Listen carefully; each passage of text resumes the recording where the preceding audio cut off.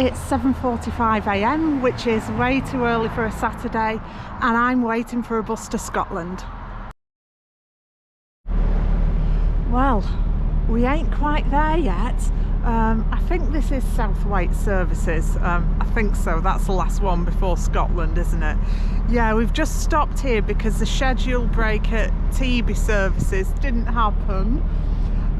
Because we got stuck behind an abnormal load just outside of Kendal, so that's held us up a bit. So here we are at Southwaite Services. I've got to say, I'm not enjoying this very much so far. I'm sitting next to a man who keeps grabbing my leg under the guise of checking his seatbelt or checking his pockets, and he keeps muttering under his breath, "Kissy, kissy." Now, I know that as women, we do an awful lot of putting up and shutting up, really, and we shouldn't. And I did ask the driver if there were any spare seats, but unfortunately we are full today. So yeah, we've got this until Scotland, and hopefully then we should get there in reasonable time. Fingers crossed, eh? And finally we have made it to Dumfries, and this is my first ever visit to Dumfries, and you're coming with me.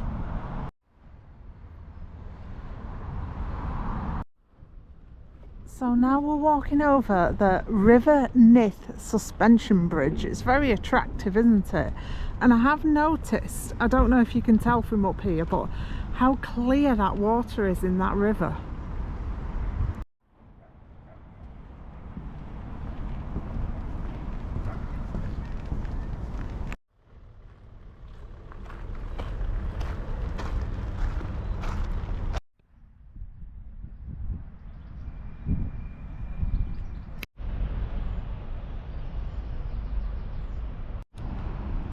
I think the most famous person from Dumfries is Robert Burns.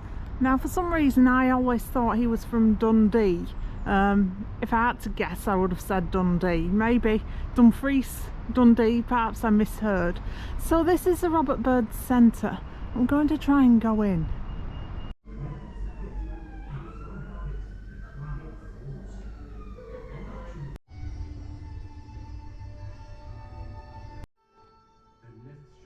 To Corsica, and Criffle sink and Solway, ere we permit a foreign foe.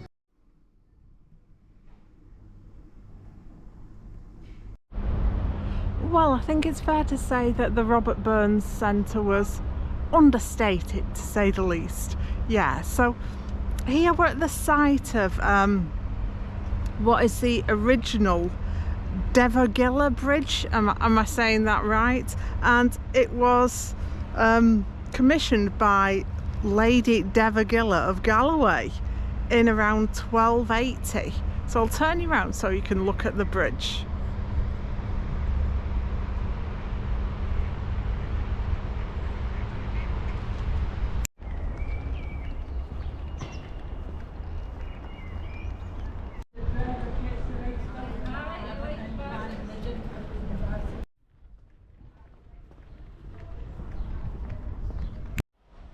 So I think now we're heading off into the town centre.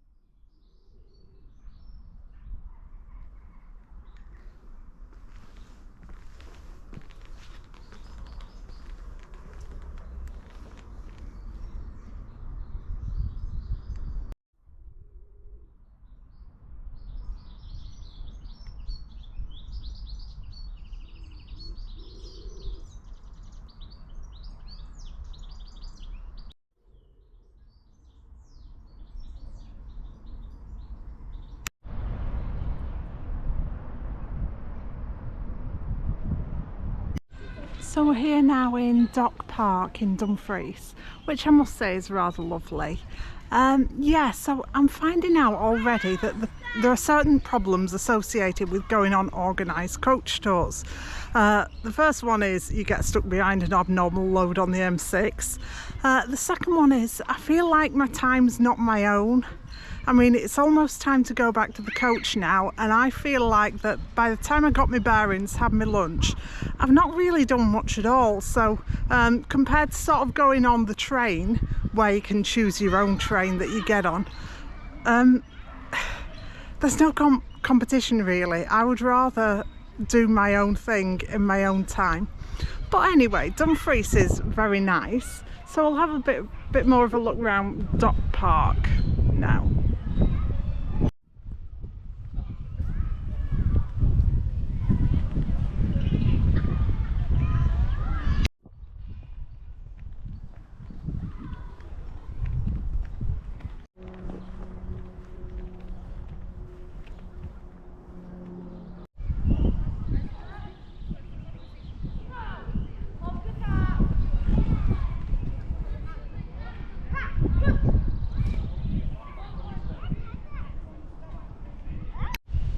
So this was my first visit to Dumfries. I like the park a lot, it's very nice, it's quite an attractive town. There isn't a lot to do, unless I'm really missing something somewhere, although the surrounding area looked very nice as we drove through it. So I would come back for that. I don't feel a particular need to come back for the town. So yeah, our trip to Scotland is not yet over. Oh no, oh no. This afternoon we're off to Moffat. So it really is time that I was going back to the bus now, unfortunately. And I'll put this GoPro on charge and I'll see you probably in Moffat.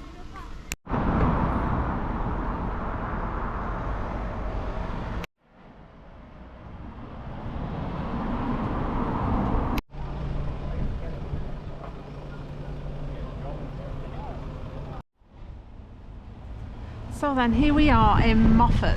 Now Moffat's a place I'm quite familiar with. I've been here a few times. We used to come here a few times a year on the way up to Hampden Park to watch the Scottish Claymores back around the turn of the century sometime. So yeah, been to Moffat a few times. As far as the bus is concerned, I'm getting used to it now. Mr. Hans has started keeping his hands to himself a little bit more, although he is taking up half of my seat now in addition to all of his own. And the lady behind me actually told me that she feels sorry for me having to sit next to him. So yeah, there's someone on my side at least. So let's get up off this bench and go and see what Moffat looks like now that it's not the turn of the century.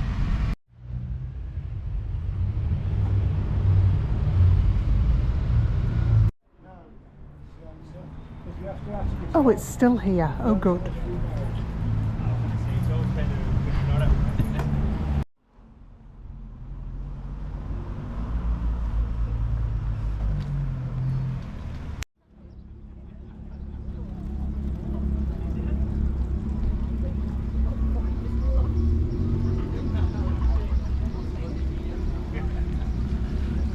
So one thing I definitely do remember about coming to Moffat, there are some very noisy engines, but that's not what I remember. You see that cafe there called Muchie's Munchies? Back in the day that used to be called Adamson's, and they did an absolutely amazing breakfast which will keep you going all day. And we used to go in there every time we came to Moffat when it was Adamson's.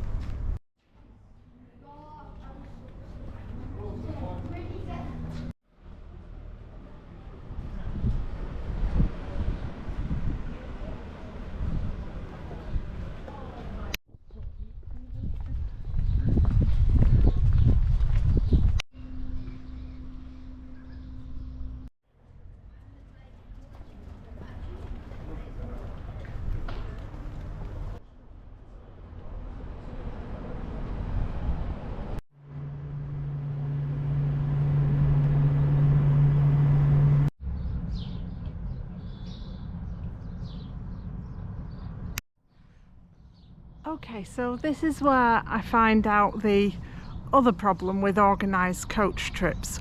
We didn't really have long enough in Dumfries, I don't think. It didn't really get to enjoy it to its full because once I've found my bearings, I didn't have time to do a lot else. Here in Moffat, we've got 2 hours. I mean, I like Moffat, but 2 hours. And I'm probably going to end up going into that mill and cafe where the driver has openly admitted that he's on commission. So yeah, on the plus side, I wonder if they do ice creams. What do you think? So yeah, Moffat, I love it, but who needs 2 hours in Moffat? So this coach trip today cost me £24, and as far as value for money is concerned, you can't complain at all really, because how much would the petrol cost? Never mind anything else. So yeah, overall it's been a good day. I would change some of the timings though. So I'm going to wrap up this video here. What do you think? Have you been to Dumfries? Have you been to Moffat? What do you think about organised coach trips? If you like this video, give me a thumbs up and a subscribe, and thanks for coming with me, and I'll see you next time.